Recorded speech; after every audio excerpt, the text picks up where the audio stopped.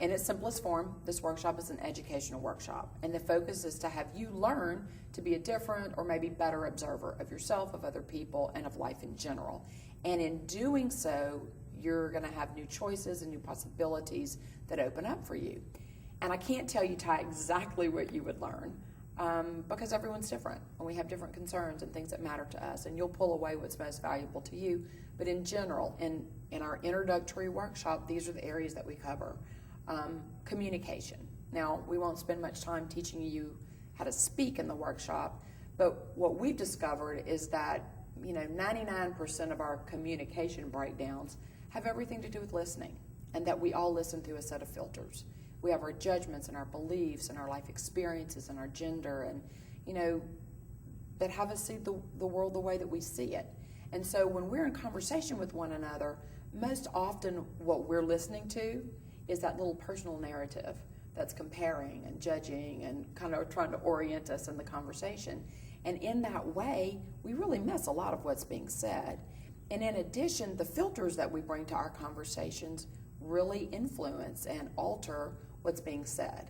And so in the workshop, you learn, to be an observer of the filters that you bring to your conversations so that you can be more effective in that. Another section of our workshop deals with relationships. We're always in relationship with people. The people that are most dear to us, our family, our friends, our children.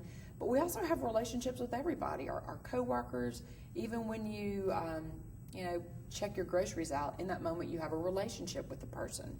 And each one of us brings, kind of a personality of our own to our relationships. Sometimes we're getting what we want in our relationships, and sometimes we're not. Sometimes we want more. We want a closeness or a connection that we don't feel, or we want our relationships to be more honest.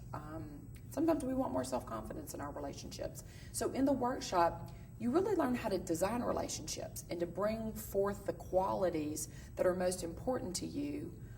You learn how to design your present relationships, and you learn how to design future relationships so that you get more of what it is that you want.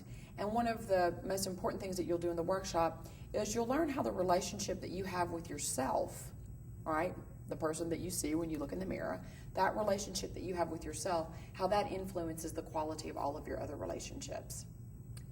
Another, I think, really powerful part of the workshop, I call it mood management.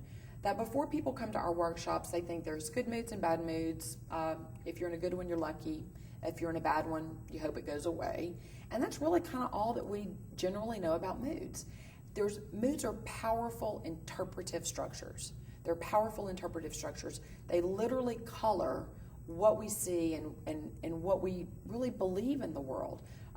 We think that we report about what's going on in the world. We think that we look out into the world and we describe reality.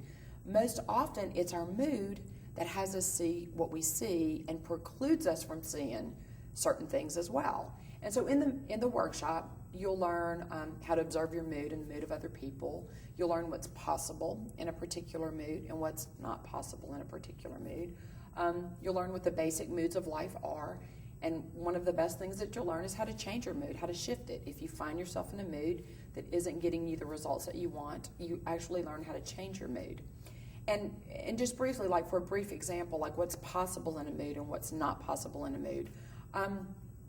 In life, sometimes we can find ourselves resentful. You might call it bitter or dissatisfied, whatever your commonplace understanding is.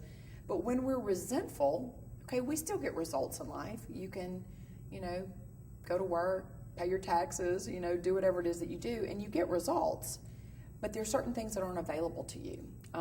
When I'm resentful, I can't be very loving or tender. It's difficult to be compassionate. Those things are not so readily available to me when I'm resentful. Things that are available to me when I'm resentful, I can be quick-tempered and short-tongued and impatient and critical. Those things are available in that mood, but not so much the other things. And so that's just the tip of the iceberg. There's so much more to learn about moods and how they really influence, not only your outlook, but ultimately even your biology and your health and well-being. So we do a lot about moods in the workshop. And then the other thing that I say happens for people in the weekend is that they live with a sense of completion. We all have things that we're incomplete with, that we may not even know we're incomplete with. An event, a relationship, a circumstance, those incompletions have a way of holding us back and not really allowing us to move forward in life. And so you'll actually learn the skill of completion. You'll tie up things that are maybe unfinished for you in life so that you're able to really move forward with a sense of freedom and ambition that often you don't experience.